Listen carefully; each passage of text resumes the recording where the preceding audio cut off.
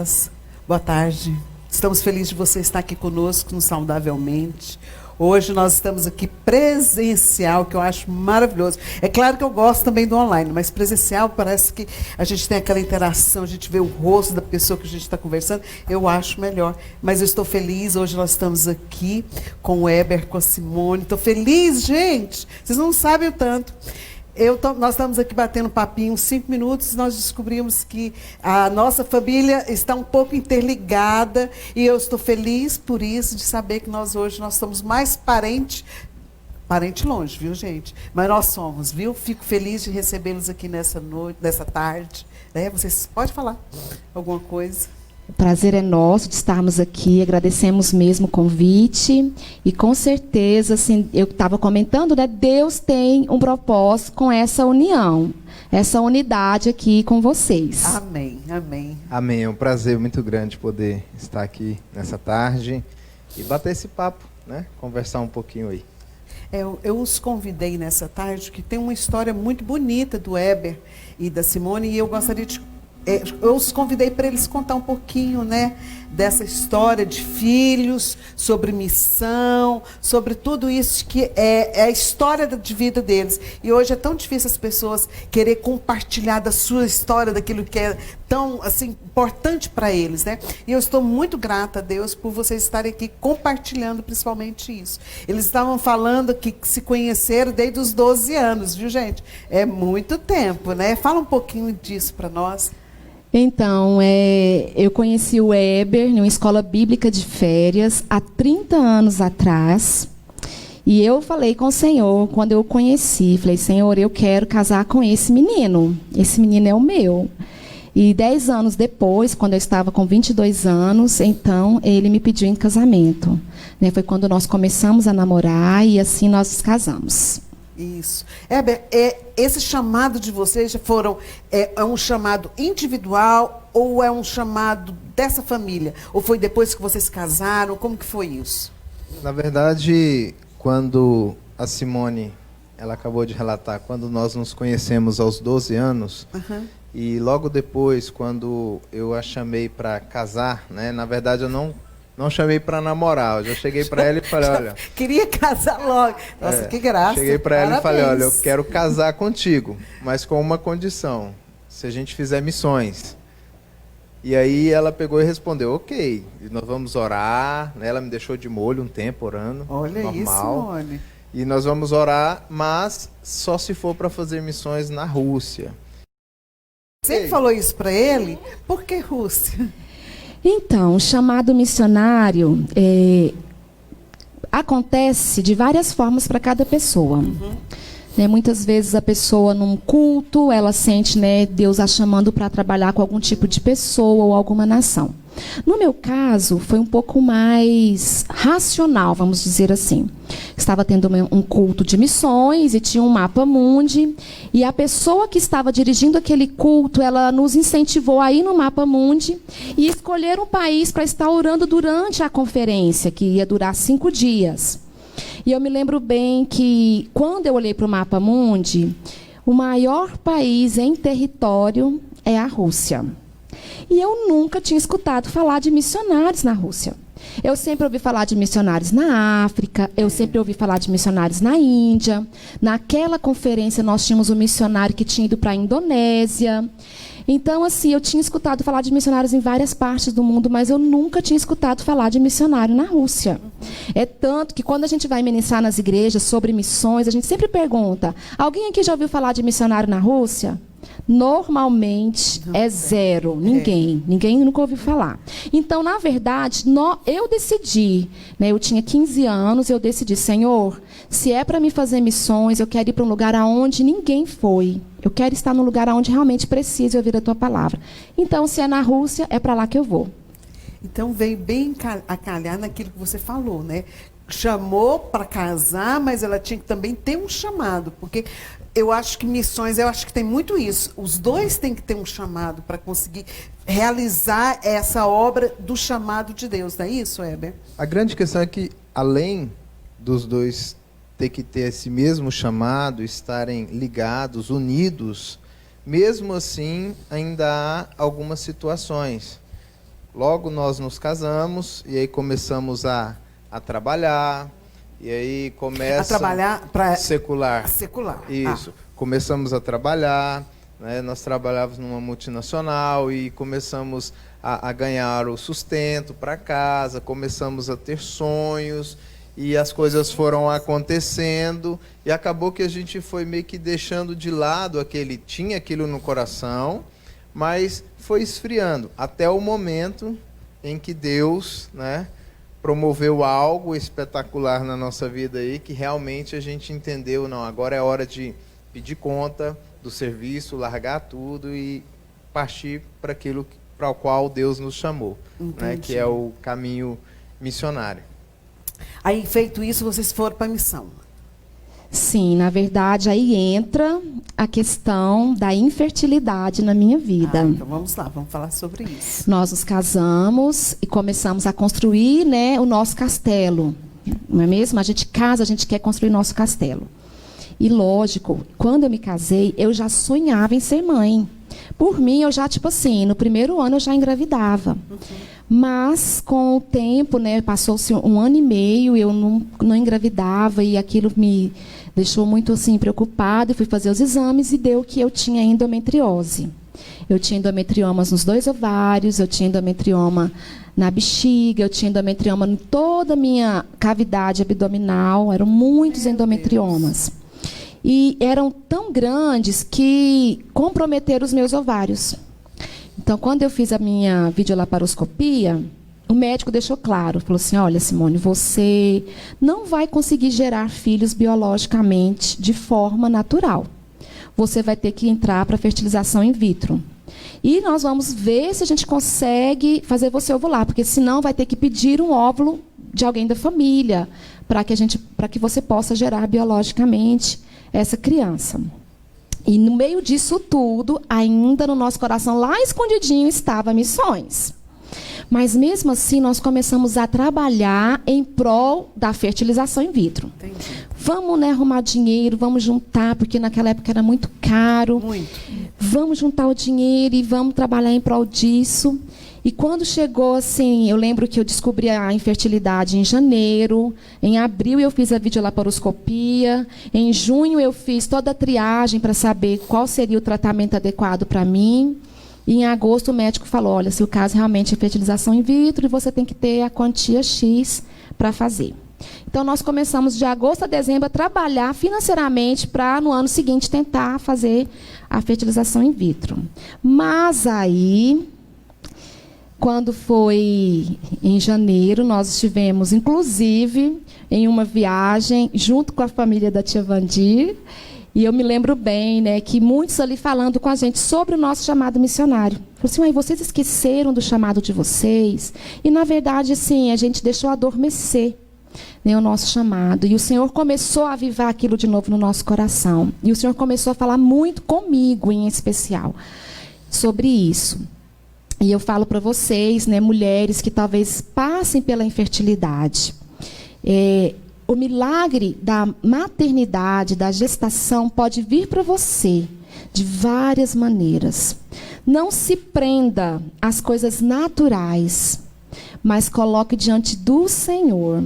E eu digo isso com meu coração com muita fé, porque na última igreja que eu estava, eu mais o meu esposo estávamos pastoreando, nós vimos 4 estéreis sendo mãe de filhos. Então eu falo para você que Deus, ele tem poder para fazer isso. Ele é infinitamente poderoso para realizar esse milagre. Especialista em fazer milagres, né? Ele é especialista. Então, um culto de louvor e adoração, na verdade, era um ensaio de louvor. E naquele ensaio, o pastor de louvor, ele ministrou sobre renúncia, sobre você abrir mão daquilo que é mais importante. E para mim, o que era mais importante? Ter um filho. Concorda? Eu não tinha filhos. Então, para mim, o mais importante era ter filhos. E naquele grupo de louvor, nós éramos 2 casais que não podiam ter filhos. E o Senhor falava claramente ao meu coração, olha, eu quero que você abra mão da maternidade, porque os seus pés vão correr as nações. Abra a mão da maternidade. E Ore com o outro casal que não pode ter filho. Passe para eles a oportunidade, primeiro que você, de ter filhos. Nossa. E falo para vocês, eu fiquei 2 horas chorando no chão de pensar, de abrir mão de ser mãe. Então, a maternidade, ela é algo extraordinário, mas a renúncia abre portas aonde você não vê. E foi o que aconteceu com a gente, né? Aí, em fevereiro, o Weber pediu conta do serviço. Aí, eu ainda esperei... Tudo junto, misturado. Tudo junto. Tudo. Aí, quando foi em maio, eu pedi conta da empresa que eu trabalhava. E, em julho, nós partimos para Curitiba, Paraná, onde nós fizemos um curso da Jocum. E ali começou a nossa trajetória missionária. Entendi. E aí, o que vocês fizeram lá? Vocês ficaram muito tempo lá no Jocum? É um curso de quanto? Qual é o período? Na verdade, na Jocum nós fizemos a nossa ETED, né, que é a Escola de Treinamento e Discipulado. Ela tem um prazo aí apenas de 5 meses, é um curso bem rápido. Entendi. Onde, no final, tem um prático. Que você ora e Deus mostra para você aonde você vai, ou um país, ou uma região do Brasil, para você fazer um prático, pregar o evangelho, fazer o trabalho religioso. Tá. E tinha algumas pessoas que estavam já com a ideia de fazer um prático na Rússia. Nós tínhamos lá nessa base... Sempre esse país rodando vocês. Nós tínhamos lá nessa base uma russa, né, que era amiga nossa, estava morando lá, inclusive ela que nos dava aula de russo na época, e estava surgindo essa ideia de Rússia, mas logo essa ideia caiu por terra e não teve como ir para a Rússia, não tinha gente suficiente, o valor estava muito alto, nós não conseguimos ir para a Rússia. Então, tinha outras 3 opções, né? E nós ficamos na dúvida entre 2 opções. Uma era Pantanal, né, amor? Pantanal Mato Grossense, no meio dos indígenas. Eu amo pescar, já falei, Pantanal. Pronto, fechou, né? Já que não é Rússia, eu vou para o Pantanal e o outro lugar seria no Peru. E eu falei, não, Simão, nós vamos para o Pantanal e eu já decidi, é Pantanal. E aquele negócio, ela, amor, mas né, vamos orar. E eu não quero nem orar, eu quero ir para o Pantanal. Mas é claro que Deus tem as direções. Tem as direções, né? E Ele é que toma conta de toda a nossa vida. Acabou que nós fomos pro Peru, né? E fizemos o nosso prático em toda a região norte, toda a região pobre ali do Peru. Né? Para dizer, nós fomos de ônibus, saindo de Curitiba, Peru, foram 6 dias, Cristo, com vários transportes diferentes, né? De pau de arara e tudo mais. Vocês foram com a missão mesmo, né? Gente, pensa, 6 dias, sem banho, porque não tinha como tomar banho, vários tipos de ônibus, inclusive nós passamos pelo Paraguai e pela Bolívia, e assim... Evangelista é assim, aonde para, prega, né? Então, a gente parava nas rodoviárias, ali pregava o evangelho, comprava passagem e ia seguindo. E eu me lembro que na Bolívia, o ônibus que nós pegamos estava levando tráfico de drogas. E esse ônibus começou a andar no meio de um mato. E era à noite, a polícia atrás. Eu sei que foi uma viagem bem assim, missionária mesmo. Aí vocês chegaram no destino, pregaram e voltaram, não? Nós chegamos no Peru, fizemos todo um trabalho, né, que havia proposto para nós. E em determinado momento da viagem, o ônibus estragou. Nós tivemos que trocar de ônibus. E quem estava nos traduzindo, nos ajudando nesse trabalho, é o pastor Fred Zapata, né? Eu até vou passar o link para ele depois assistir. E um homem de Deus, um homem assim que nos ajudou muito nessa viagem e tem sido um grande amigo para toda a vida. Que bom. E ele tinha um conhecimento de uma igreja, algumas pessoas que ele conhecia numa cidadezinha ali perto que se chamava El Milagro, no Peru, né? O nome da cidade é O Milagre. E só que a cidade já tem esse nome porque 90% da população desse vilarejo são evangélicos. São evangélicos? São cristãos. E a gente falava, mas o que nós vamos fazer lá? Para que, Fred, que nós vamos lá? Né? Nós vamos ficar lá quantos dias? Não, só 3, 4 dias, só para dar uma descansada. Né? Nós vamos para a igreja de um amigo meu. E aquela conversa toda, Fred, mas 3 dias lá, tanto lugar para a gente ir que que as pessoas não conhecem Jesus, mas, como sempre, Deus tinha um propósito. E aí nós fomos lá para essa cidade que se chama El Milagre. Vou deixar a Simone, que ela é mais detalhista, né? É um vilarejo que fica no alto das montanhas amazônicas. E eu falo para o Josué, assim, Josué, é um dos lugares mais lindos que eu já vi. Porque a montanha é tão alta que você vê as nuvens passando. É muito lindo esse lugar, né? O vilarejo El Milagro. E nós chegamos nesse lugar, como o Weber disse. E o pastor que nos traduziu, o pastor Fred, ele sabia que eu não podia gerar filhos biologicamente. Ele sabia disso. E ele conversando com o pastor que estava nos recebendo, né, ali.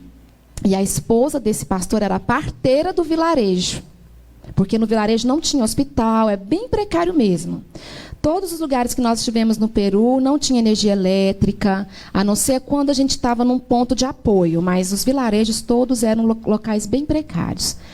E ela falou assim, olha, tem a filha de um presbítero, de um diácono, ela engravidou-se e, infelizmente, né, fora do casamento, e ela está com um bebê muito lindo e ela quer dar esse bebê, mas ela não quer dar para qualquer pessoa, ela quer dar para alguém que realmente vá cuidar dessa criança de forma especial. No momento que o pastor Fred falou isso comigo e com o Weber, falou assim, vocês não querem levar esse menino para o Brasil? Aí o Weber, na hora, falou, nossa, eu quero, é meu filho, é meu filho. Eu fiquei temerosa. Como eu disse, né? Mãe sempre tem aquele zelo com os filhos, né? Meu Deus, hoje eu não tenho casa, eu não tenho emprego, como que eu vou cuidar dessa criança? Como que eu vou dar, né, para essa criança o que ela precisa financeiramente? Exatamente. E eu fui fazer o quê? Fui orar. Fui orar, falar com o Senhor. E então ele me deu um texto que está no livro de Marcos, a partir do versículo 27, que diz assim: que para o homem é impossível, mas não para Deus. E segue o texto, Jesus dizendo assim: todo aquele que deixa casa, pai, mãe, filhos e campos por amor do meu evangelho, eu darei 100 vezes mais de casa, pai, mãe, filhos. E ele virou para mim e falou assim: a sua recompensa por ter renunciado há 9 meses atrás, eu estou te dando hoje. Este é o seu filho. Aí eu fico toda arrepiada, né?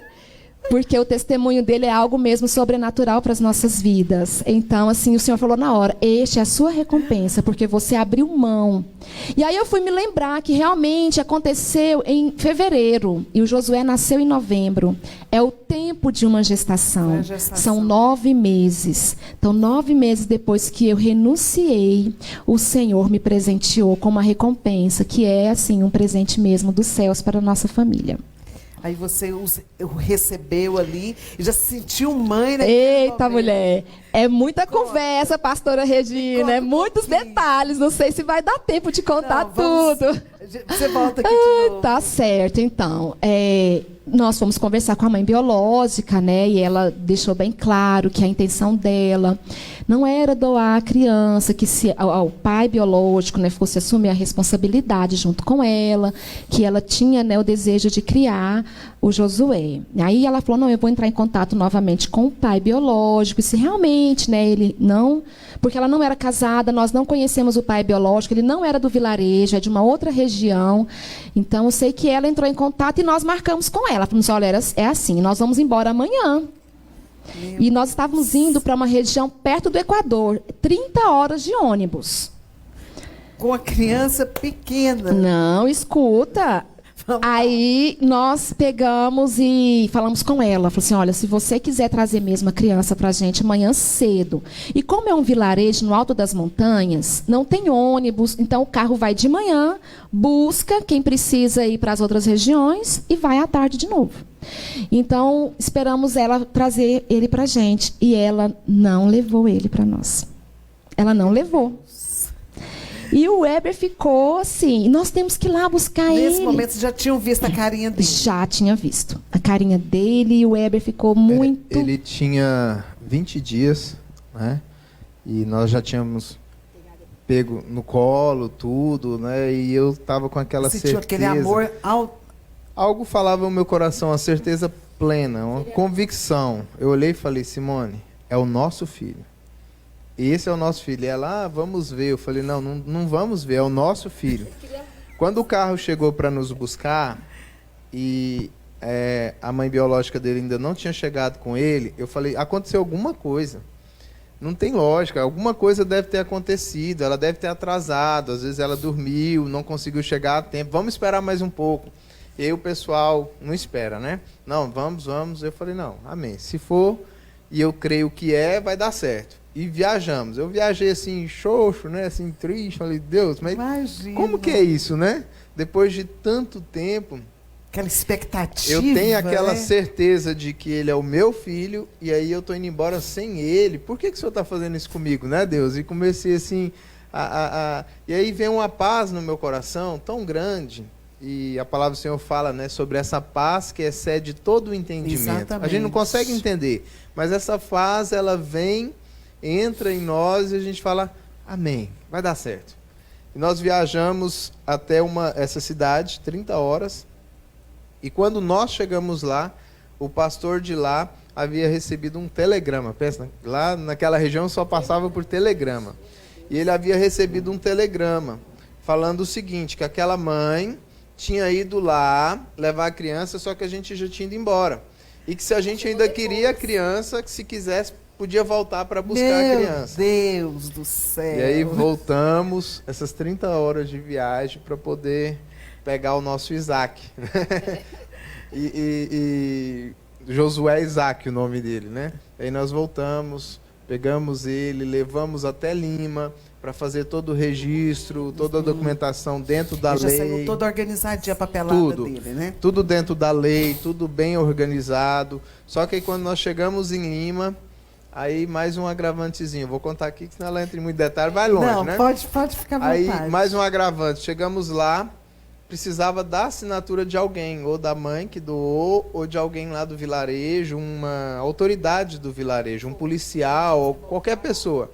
Aí nós tivemos que voltar com ele, depois de uma semana que já estava conosco, nós tivemos que voltar lá na cidade. E aí a mãe começa, né? A mãe aqui. E se ela arrependeu? E se não chegar lá? Medo, porque já tinha se apegado à criança, Sim. né? E a nossa equipe, nós éramos 6 missionários, né? E as meninas da missão ficavam assim, não, vocês vão sem ele. Deixa que a gente cuida dele e vocês vão sem ele, porque se a mãe fala que quer o menino de volta, vocês não estão com o menino. Aí a gente comentando, não, nós não viemos aqui roubar ninguém, roubar criança nenhuma, nós vamos levá-lo, né? Vamos levá-lo e tudo, e aí se ela falar que ela se arrependeu, nós vamos devolvê-lo, porque a gente não está aqui para isso, né? O nosso objetivo é levar a mensagem de paz, de fé e de esperança. Ele é uma recompensa. Mas é o Senhor quem sabe. E nós voltamos. Quando chegamos lá, né, assim, até ficamos um pouco aflitos, porque o pessoal do vilarejo, todo mundo sabia da história. E o pessoal ficava assim, mas por que vocês voltaram? Por que vocês voltaram? Aí, não, a gente tem que registrá-lo direitinho, a gente precisa da assinatura da mãe biológica, precisa da assinatura de alguém para poder fazer o documento. Ah, tá.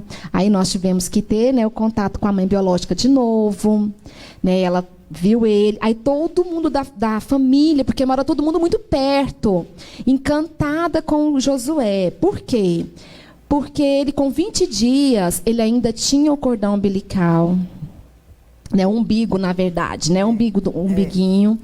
Ele tinha muitas feridinhas no corpo, por causa do calor, e assim, ele muito judiadinho. Então, com uma semana que ele ficou comigo, o menino já tinha mudado até de cor, né? Tava branquinho, limpinho, cheirosinho, todo arrumadinho, e todo mundo ficava assim, nossa, mas é o mesmo menino? Que menino lindo, nossa. E eu ficava assim, com ele no colo, né? E o medo de alguém querer pegar ele de mim.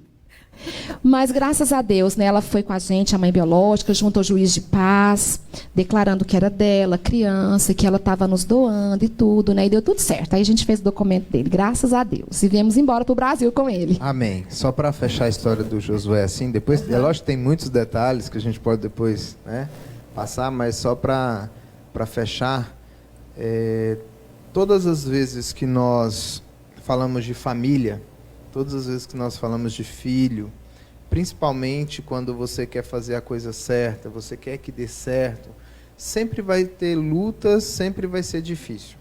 Sempre você vai passar por aflições, como Jesus disse, né? No mundo tereis aflições. Exatamente. Mas ele também diz, tem de bom ânimo.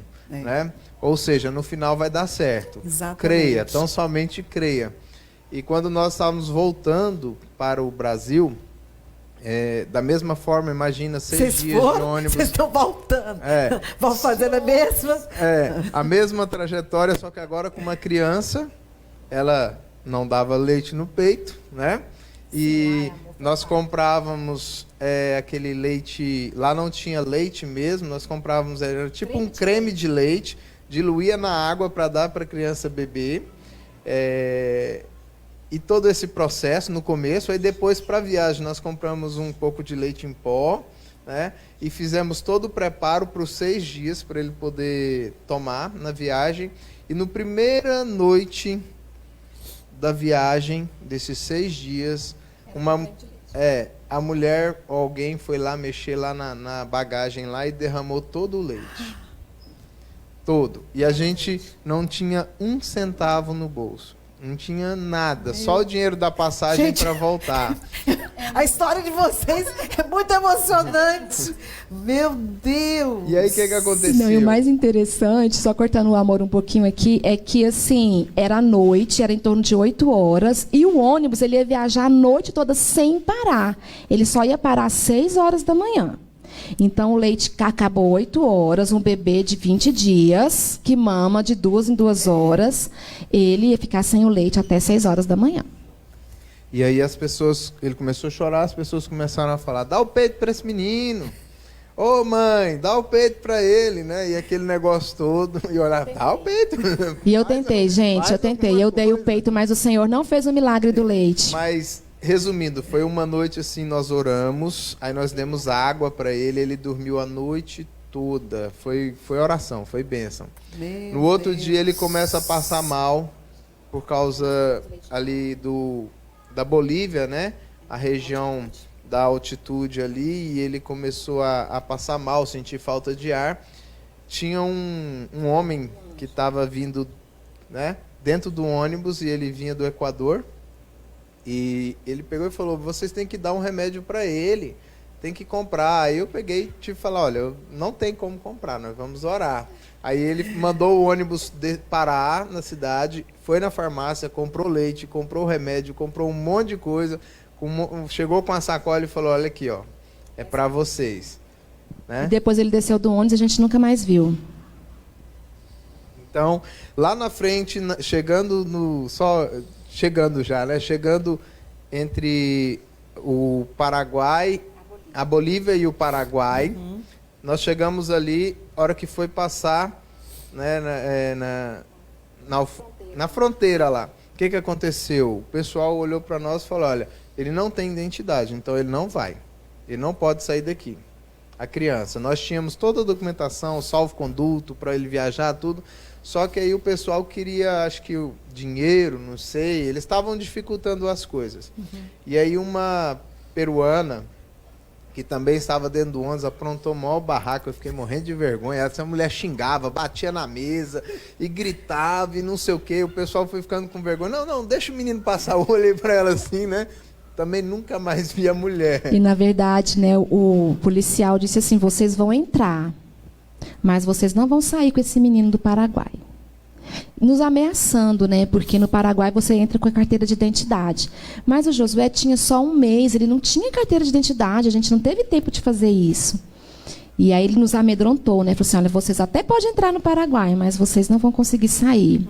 Mas graças a Deus nós conseguimos, né, amor? A mulher nem perguntou nada, passei a documentação, entrei no ônibus e chegamos no Brasil. Quando nós chegamos no Brasil, descemos em Curitiba primeiro, teve o culto, né? Nós apresentamos ele lá, e logo depois nós viemos para Goiânia, que é onde, né, nós temos nossos familiares. A base de vocês é aqui, né? E aí quando eu cheguei em Goiânia, né, quando nós chegamos em Goiânia, e descemos do ônibus na rodoviária de Goiânia, eu lembro até hoje, eu peguei o Josué, passei, não lembro se foi para a mãe dela, para quem que foi, se foi para minha mãe, eu sei que eu entreguei né, o Josué, sentei ali na calçada mesmo ali da rodoviária e falei, olha, eu não tô legal não.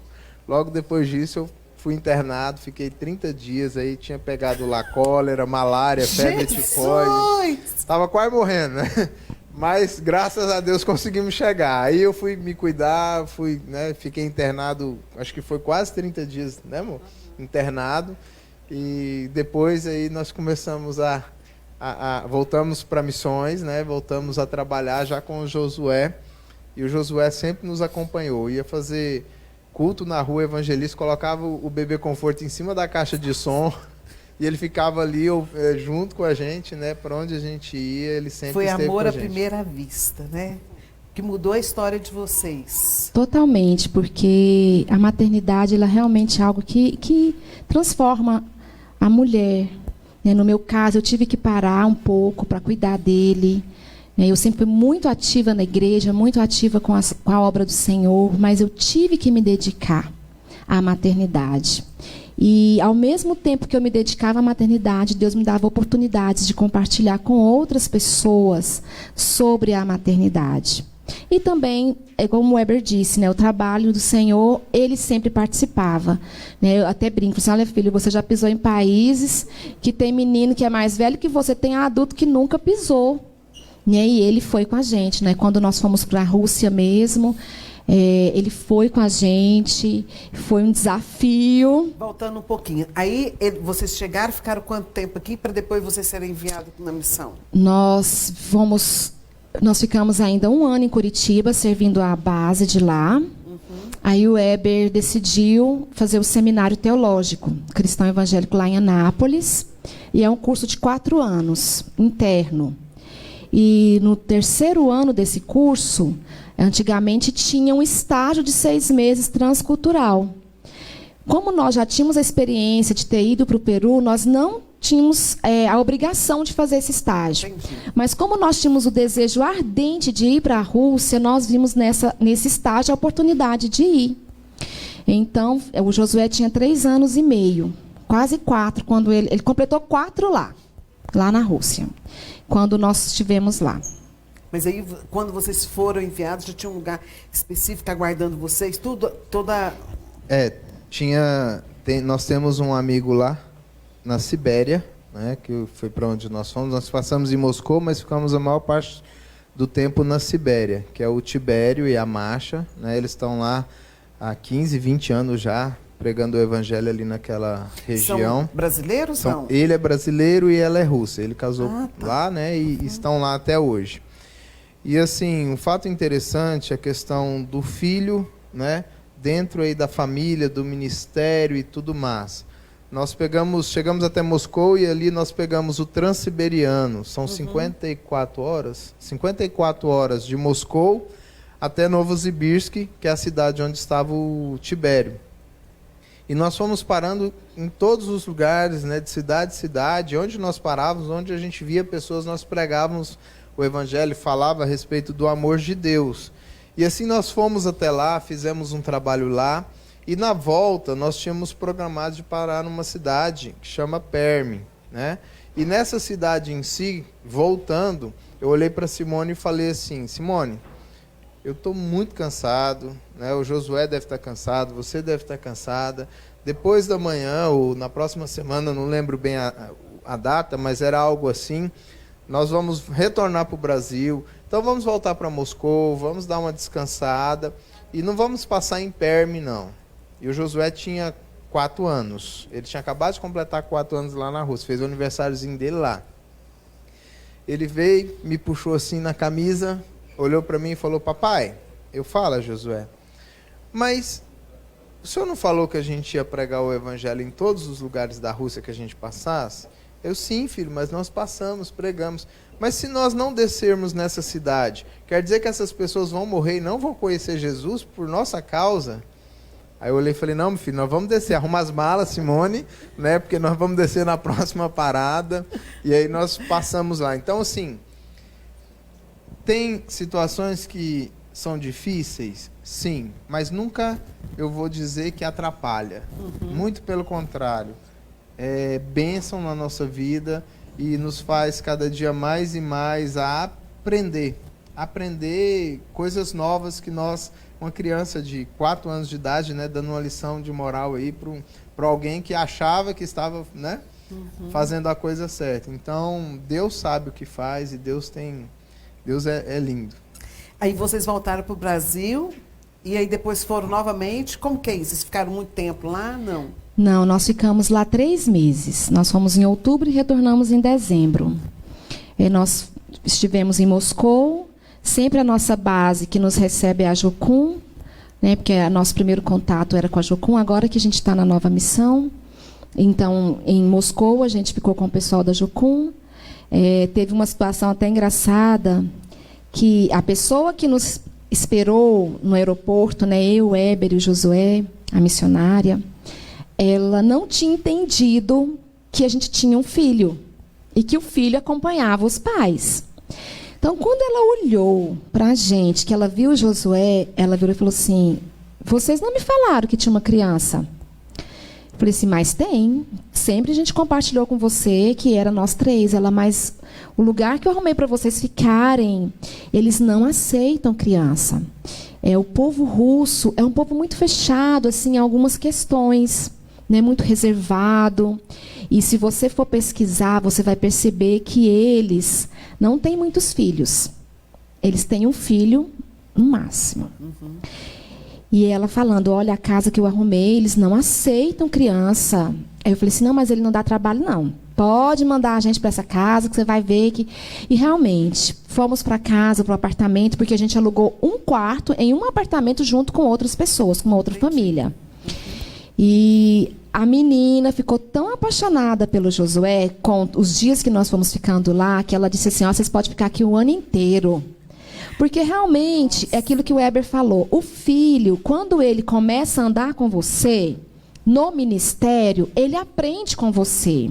Ele aprende a se comportar, ele aprende que nem tudo ele pode colocar a mão.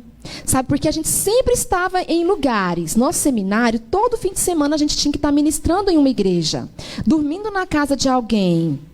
Então era a regra, e funciona até hoje. Não pode colocar a mão em nada e só pode receber o que te oferecer. Não pode pedir.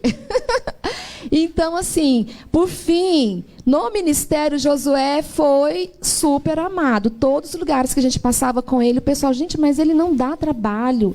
É uma criança que não dá trabalho. Eu falei assim, não, mas isso é porque ele aprende na convivência.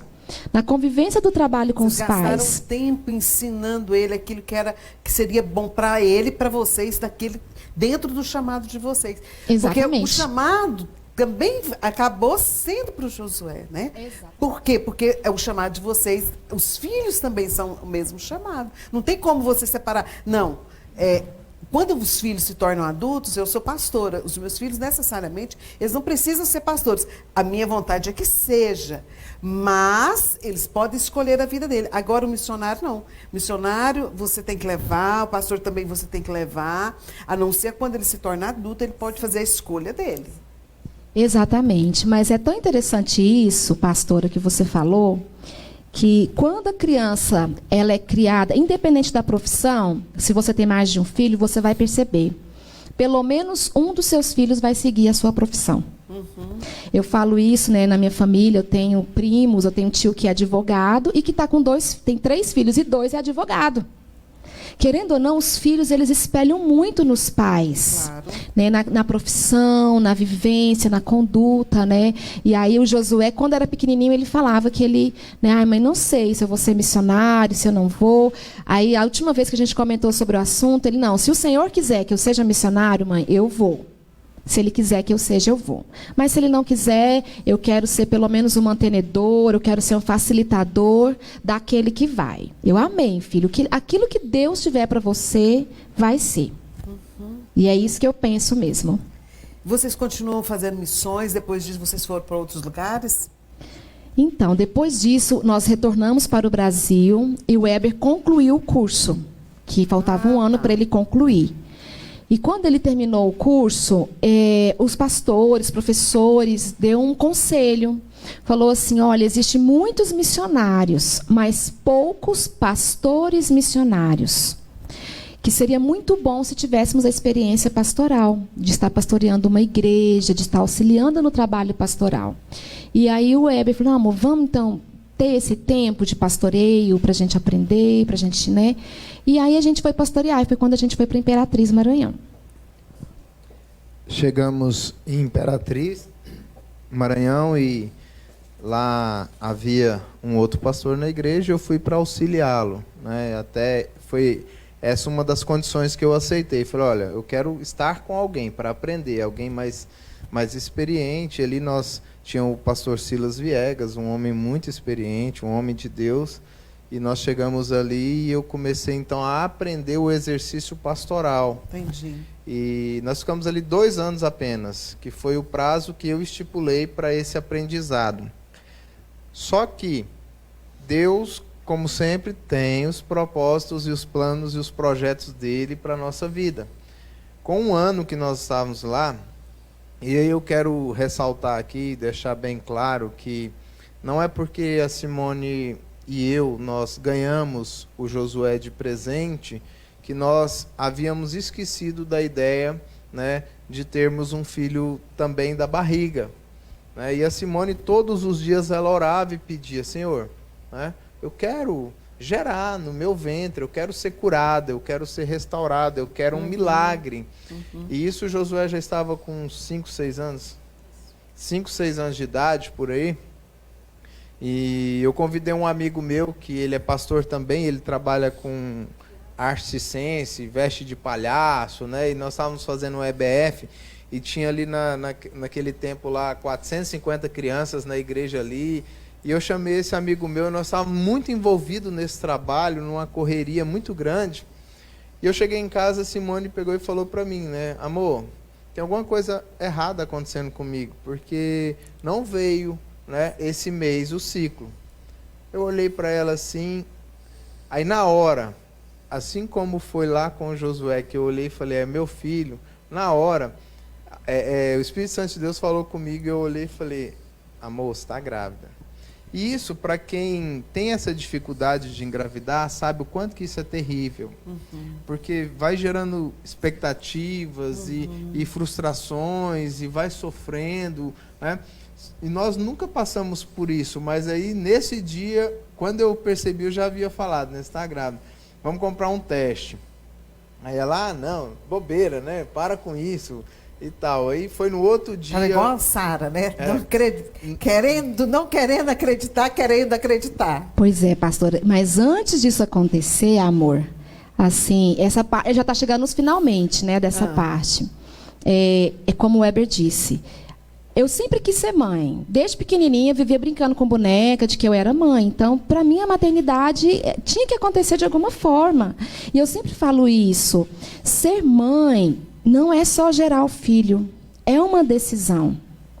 Né? Porque a gente conhece muitos filhos de pais vivos, mas pais ausentes. É.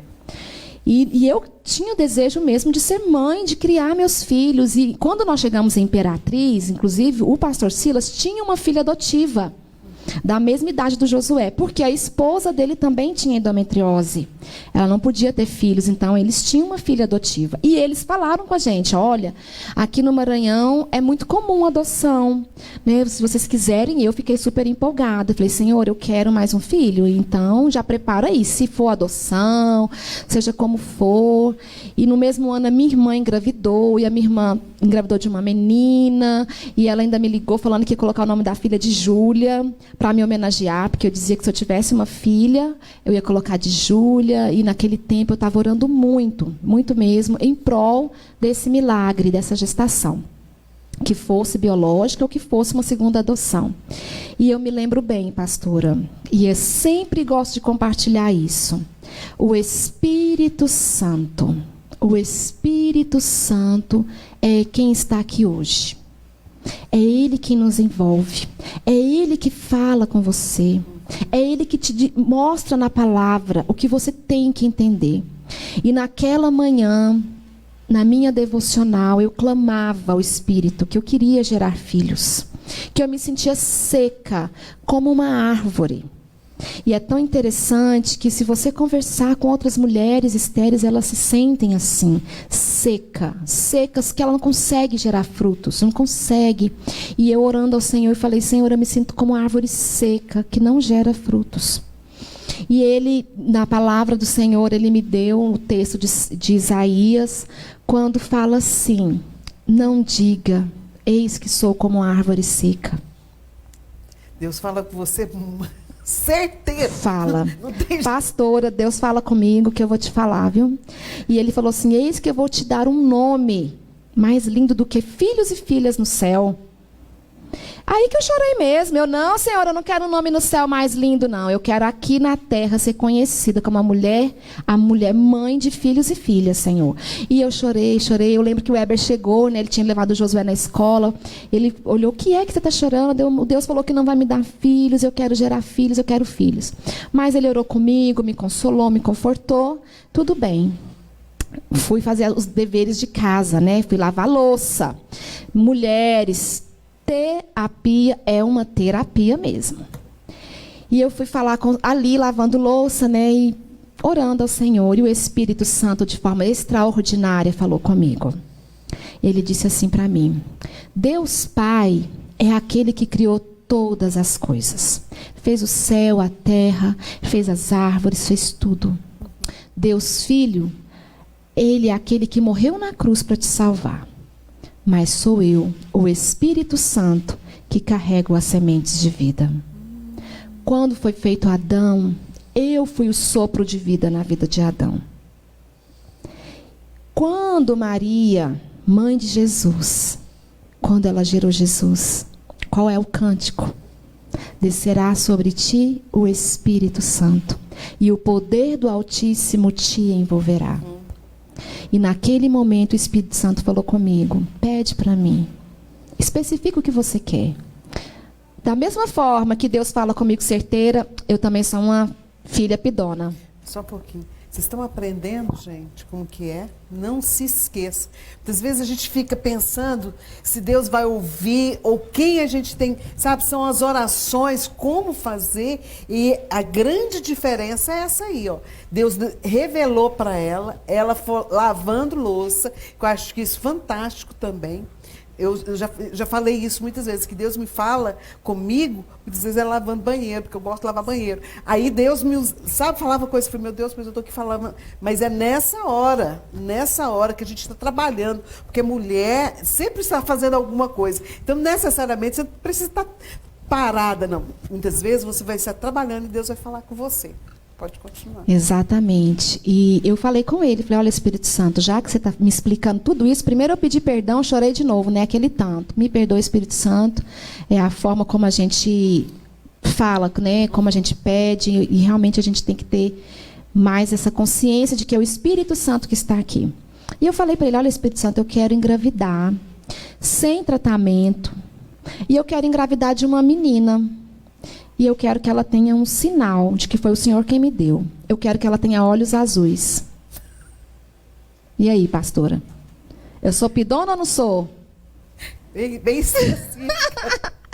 Ai, ai. Agora eu tô aqui, ela passou aqui, a filha. Daqui no final nós vamos mostrar os eles. filhos. E eu lembro bem que eu falei desse jeito, Espírito Santo. E no meu caso da endometriose, eu não sei quantas mulheres que estão me assistindo, que fazem o tratamento, né?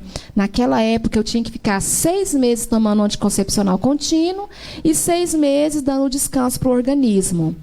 Então, eu já estava no período de começar a tomar o anticoncepcional de novo. Mas eu esqueci o primeiro mês. Aí o Espírito Santo falou, né? Tá bom, eu vou te dar. Ele disse. E eu me lembro que 15 dias depois disso, uma amiga muito próxima, que mora aqui em Aparecida de Goiânia, ela mandou uma mensagem para mim no Face. Como é que vai a sua gestação? Eu falei, não, eu não estou grávida. Quem está grávida é minha irmã. Aí ela falou assim, mas Deus me revelou que você vai engravidar esse ano. A Jaice, um amor, ela ainda não conhece a Júlia, eu tenho que levá-la para conhecê-la.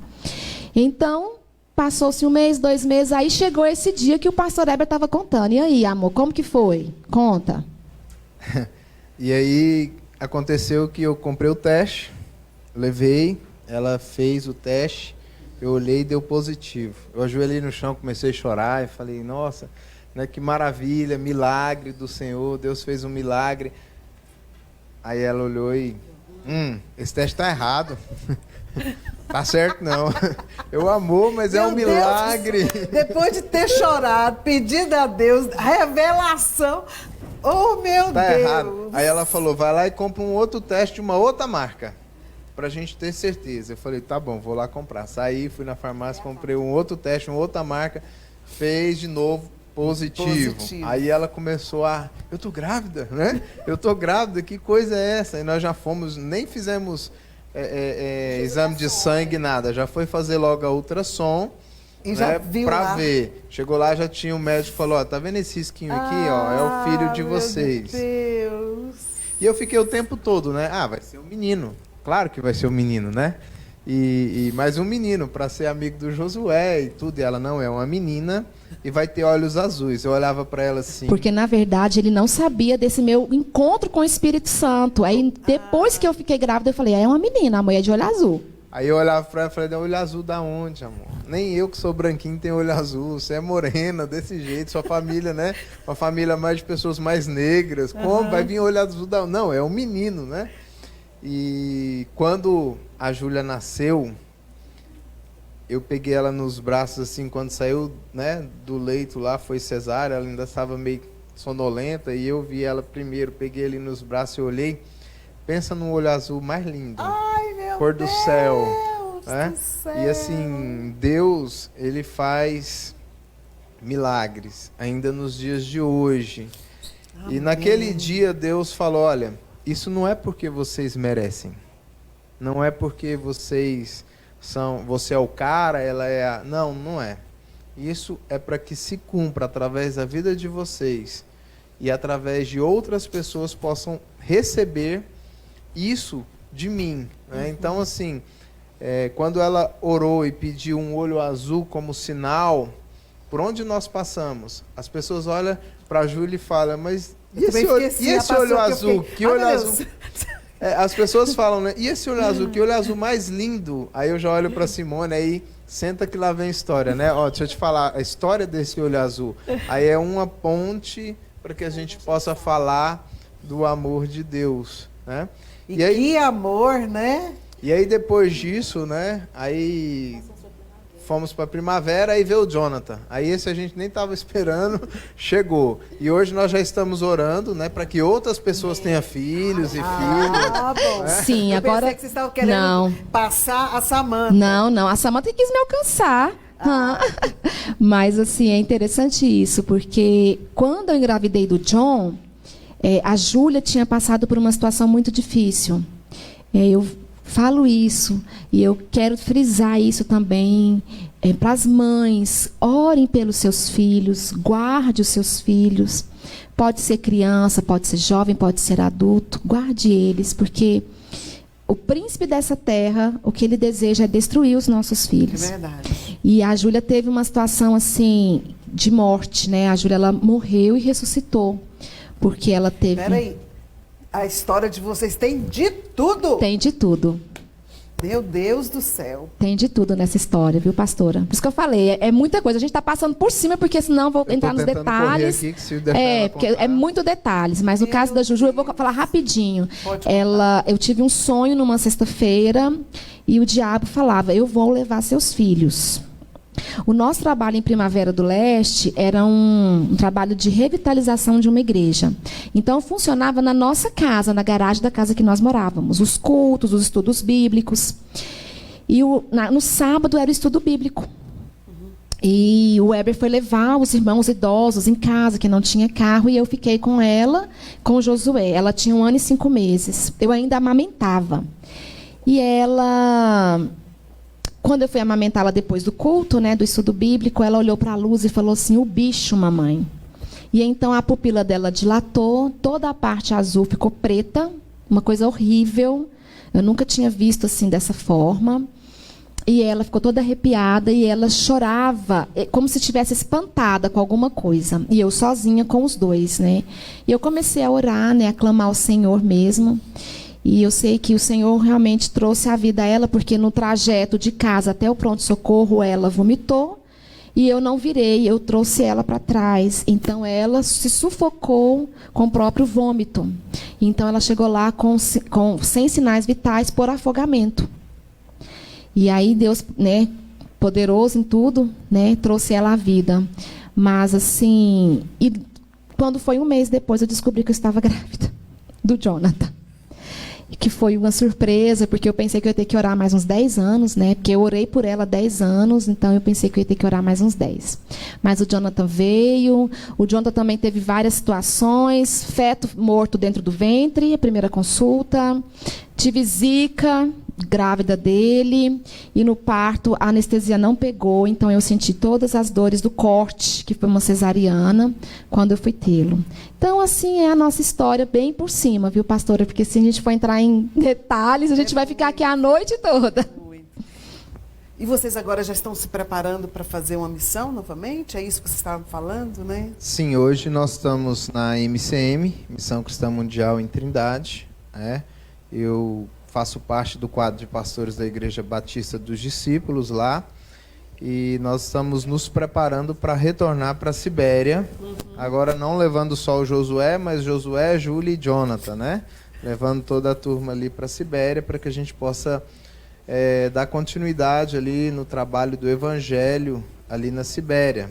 A cidade a qual nós vamos trabalhar é uma cidade que chega a 50 graus abaixo de zero, né? Então tem bastantes dificuldades na questão do clima, a questão dos russos em si também, né? Como a Simone já disse um pouquinho, essa dificuldade com crianças. Tem alguns supermercados da Rússia, para que vocês possam ter ideia, que tem aquelas plaquinhas, proibido animal, proibido celular, e lá tem a criancinha e a tarja, né? Proibido criança. A criança não pode entrar no supermercado. Entendi. Então, assim, eles são bem fechados quanto a isso. Mas nós estamos preparando para regressar ao campo missionário. Até lá, hoje nós estamos como missionário de base, dando suporte aos missionários que estão no campo, e também eu dou aula na escola de missões, né, ajudando aí os novos missionários, os jovens que estão chegando, passando algumas informações, algumas experiências para que eles também possam ir para o campo.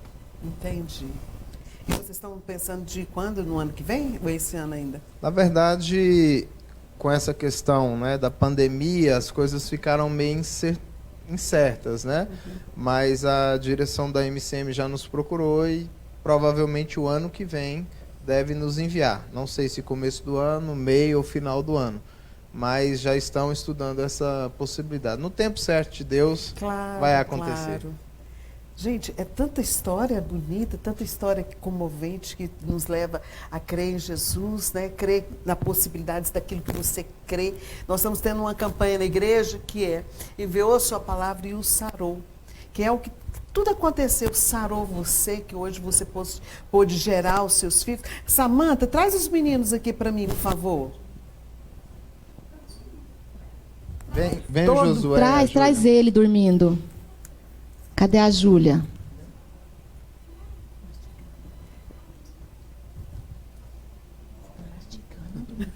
Não tem problema.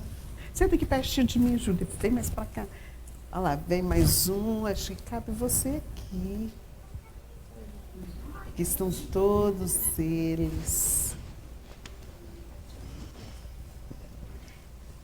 Essa é a sua família. Essa é a minha família. Essa é a minha família. Então, esse é o meu primogênito, Josué Isaac, está hoje com 13 anos. É um presente de Deus para mim, meu amigo, meu companheiro, com quem a gente conversa, com quem pegou Covid junto comigo. Ele é o meu amor. Ai, vocês pegaram Covid. Pegamos. Nós dois pegamos juntos. Essa é a Júlia Elisa, minha princesa. Deixa eu ver seu olho. Minha boneca. Gente, é o olho azul mesmo que ela tinha pedido para Deus. Olha que bacana. Sua mãe estava falando testemunho seu aqui do seu olho, pedido para Deus. Que bacana.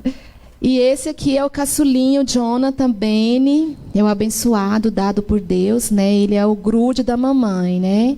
Assim, aonde a mamãe tá, ele tá junto. Uma benção. Tá meio que dormindo, gente, mas tá tudo bem. Essa é a minha família, minha grande família. Família de missionários se preparando para ir para a Sibéria. Exatamente. Ore por nós.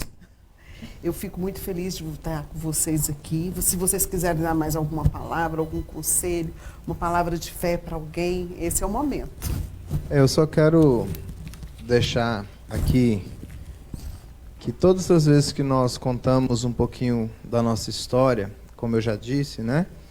Não é porque nós merecemos, mas é porque Deus às vezes escolhe algumas pessoas, mesmo falhas, para que através dessas pessoas, outras pessoas possam ser abençoadas. Então, se porventura você está aí assistindo, ouvindo, e tem uma dificuldade para engravidar, quer ter filhos, eu quero dizer que para Deus tudo é possível.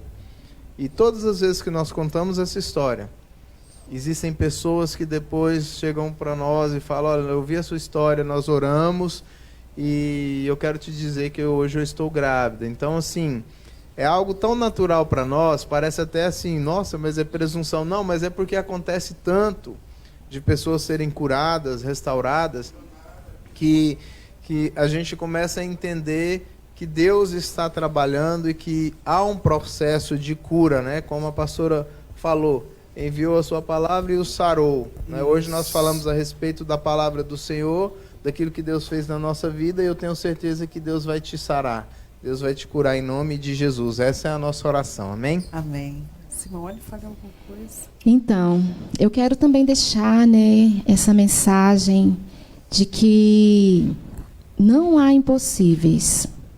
Não há mesmo, para nada. Eu também achava impossível pisar na Rússia e pisei. Eu achava impossível casar com o homem da minha vida, casei. Eu achava impossível gerar filhos, gerei das várias formas milagrosas de Deus. E apenas deixo também assim, observe, porque Deus tem a forma certa de fazer o milagre. E talvez o seu milagre possa não ser biologicamente, mas abra o seu coração para o presente de Deus para a sua vida, porque Ele tem esse presente. Amém. Como nós falamos, Deus tem algo para você, algo de milagre. Nesses dias nós estamos crendo em muitos milagres. Há um tempo que as pessoas estão muito temerosas com o Covid, com essa situação de sair de casa. Então, é um tempo de milagre. Eu tenho crido, eu creio nisso. Esse tempo de Covid, eu sempre saí, vim para a igreja, nunca deixei de vir. Por quê? Porque eu creio que Deus tem uma proteção na nossa vida, que mesmo se eu pegar Covid, Deus vai me dar vida por causa do propósito dele, que é maior do que eu. Então, isso me dá uma segurança. Então, que você, nessa tarde, você possa saber que Deus ama você, Deus se importa com você, Deus se importa com o seu choro, com aquilo que a sua expectativa, com o seu milagre, e que você possa saber que você não está só.